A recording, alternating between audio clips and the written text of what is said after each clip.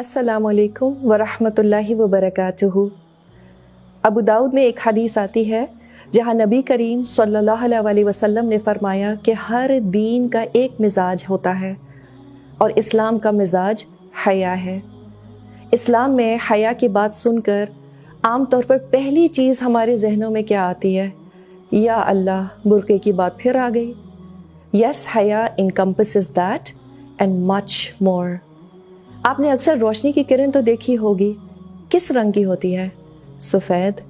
लेकिन हकीकत में उसमें कितने रंग होते हैं? बहुत से रंग, है ना? दिस इज़ एग्जैक्टली व्हाट हया is when you put it through the prism of the Quran and the Sunnah. हया के बहुत से शेड्स हैं और ये इंसान के अंदरूनी शख्सियत में भी होती है और बज़ाहिर हाल हुलिये में भी नज़र आती है। हया is in your speech, it is in your worship, it's in your dressing, and yes, haya is in all your dealings with people। और फिर हया का ताल्लुक उस कैफियत से भी है जो इंसान किसी गलती के बाद नदामत की शक्ल में महसूस करता है।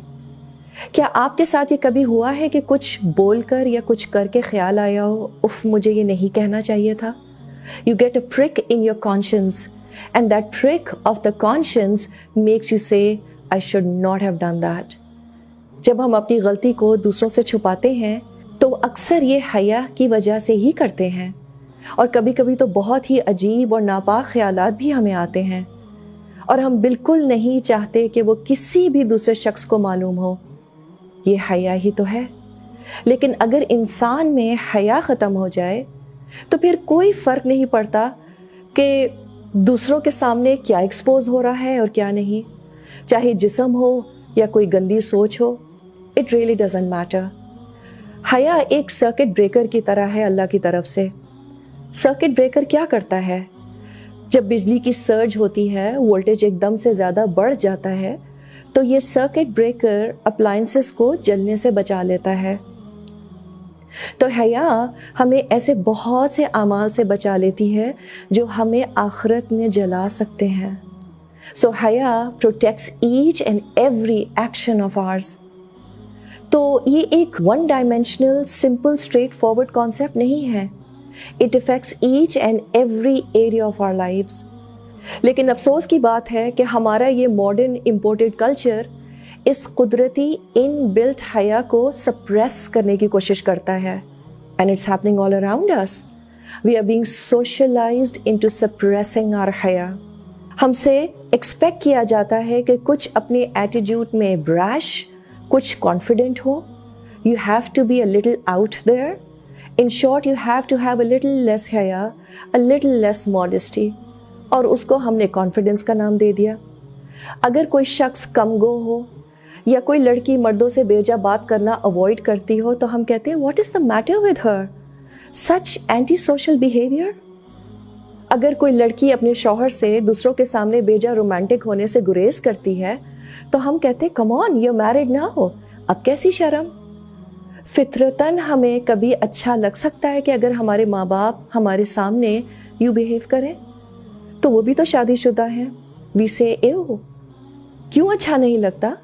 क्योंकि अल्लाह ने हमारी फितरत में हया इनग्रेन की है।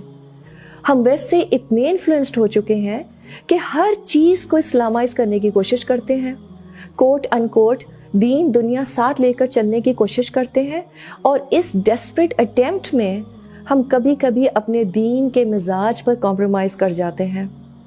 हर चीज़ का इस्लामिक नेमुल बदल निकालना फ़र्ज़ नहीं है। अगर वेस्ट में गैर शादीशुदा मर्द और औरत रोड्स पर खुराफात का मुजाहरा करते हैं तो हमने सोचा कि असल इशू तो शादी ना होना है और शादी के बाद अब हम जो चाहें और जिसके सामने चाहें अपनी मोहब्बत का भरपूर इजहार कर सकते हैं बिकॉज वी आर इन अ हलाल relationship.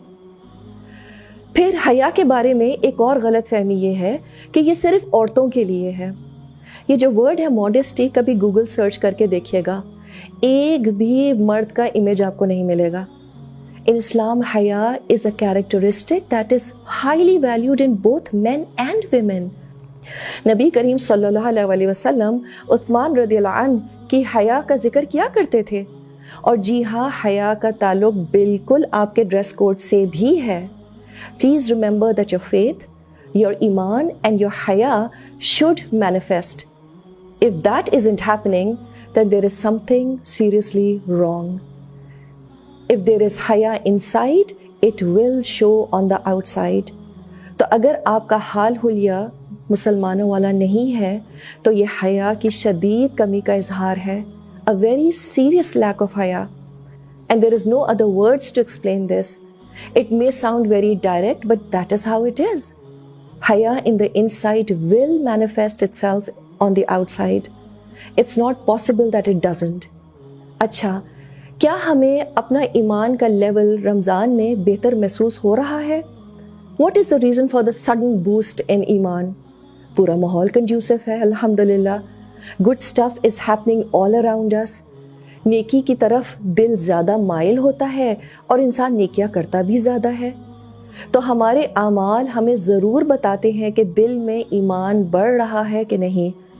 So it's not possible that you are doing whatever you please and flouting Allah's commands and yet you claim to have great deal of ایمان. اور اللہ سے حیا تو دین کی بنیاد ہے. The first entity that requires حیا is اللہ سبحانہ و تعالی. تو ہمیں شرم آنی چاہیے کہ ہم کوئی بھی ایسا کام کریں جو اللہ کو ناپسند ہو, اور خاص طور پہ جب ہم اکیلے ہوں. ہم سب کو اپنے آپ سے پوچھنے کی ضرورت ہے کہ کیا ہم واقعی اللہ کو اپنی زندگیوں سے باہر رکھ سکتے ہیں؟ اپنے دلوں سے تو ہم نے اللہ کو باہر رکھا ہوا ہے ہی. But can we really keep him out of our lives? No. Even if you say that I don't believe in Allah subhanahu wa ta'ala, I'm an atheist, you still can't keep him out of your life.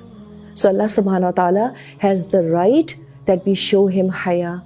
And the only manifestation of this haya is by leading your life in accordance to the Quran and Sunnah. And this is the true definition of a person with haya.